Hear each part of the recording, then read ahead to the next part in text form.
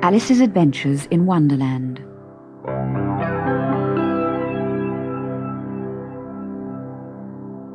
Stepping into the hollow tree, Alice once again found herself in the long, low hall with doors on every side. She ran to the glass table, picked up the little golden key, and unlocked the door that led into the beautiful garden. It didn't matter that she was too tall to go through the doorway, for she still had a piece of the caterpillar's mushroom in her pocket. She nibbled at this to make herself shrink. And soon she was standing among the bright flower beds and cool fountains of the garden.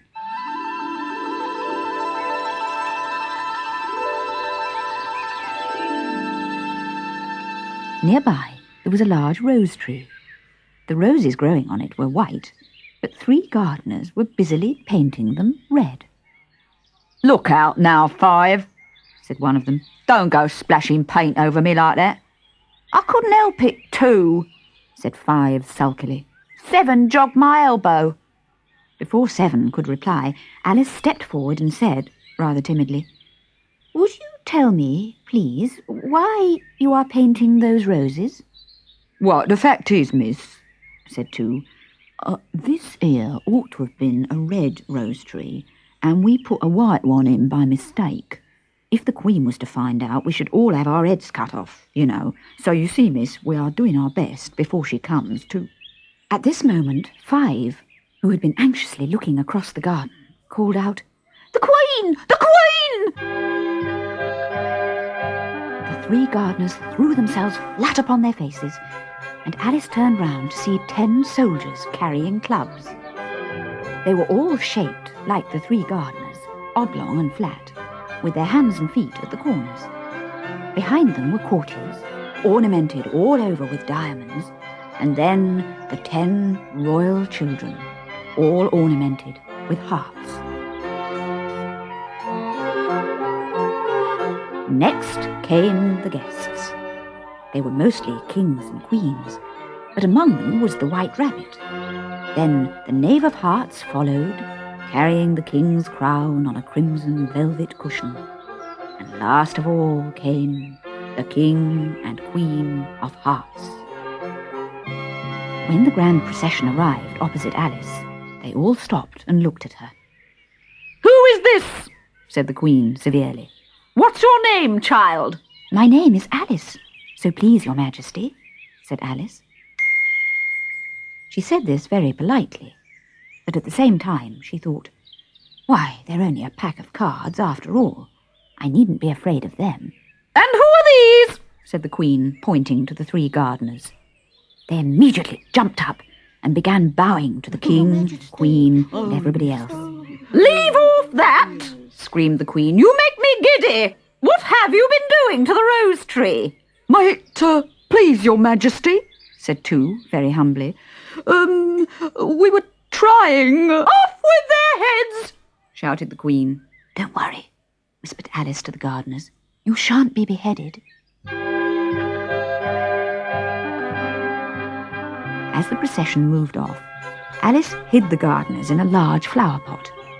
3 soldiers wandered about for a minute or 2, looking for them, and then marched off after the others. "Can you play croquet?" shouted the Queen. It seemed that the question was meant for Alice. When she replied that she could, she was ordered to join the procession, and she found herself walking next to the White Rabbit. "Where's the Duchess?" she said. "Hush, hush," said the Rabbit nervously. "She boxed the Queen's ears, and now she's under sentence of execution. You see, she came rather late, and the Queen said—" "Get to your places!" shouted the Queen. People began running about in all directions. But after a minute or two, they settled down and the game began. It was the most curious game of croquet Alice had ever seen. The balls were live hedgehogs, the mallets live flamingos, and the soldiers had to double themselves up and stand on their hands and feet to make the hoops.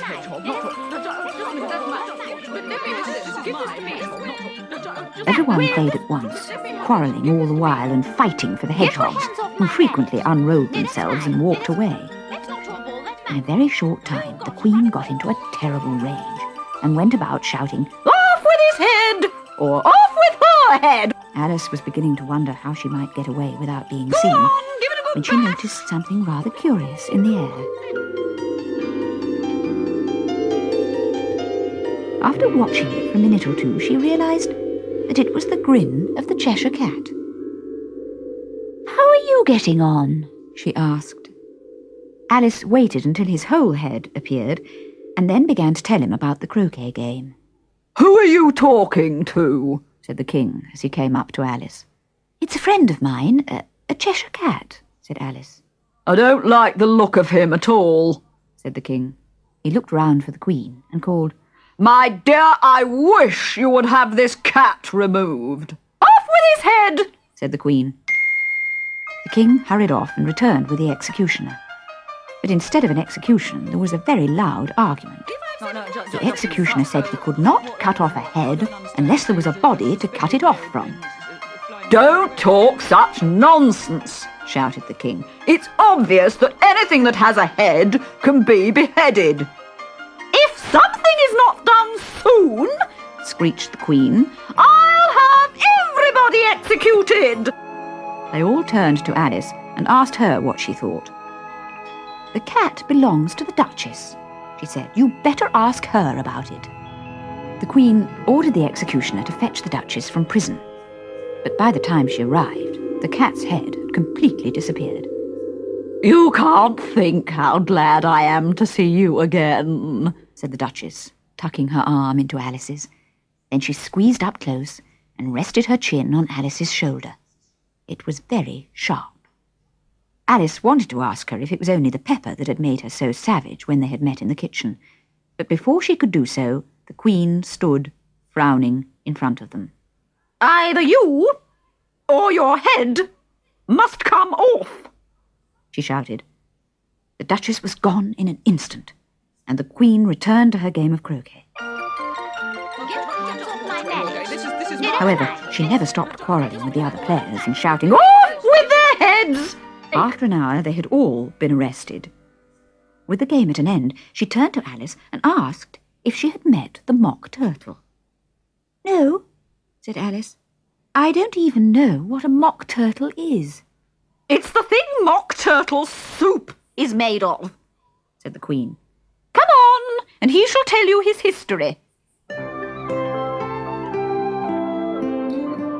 They walked along together, and soon they came upon a griffin, lying fast asleep in the sun. "Up, lazy thing," said the Queen, "and take this young lady to the Mock Turtle. I must go back and see to some executions I've ordered."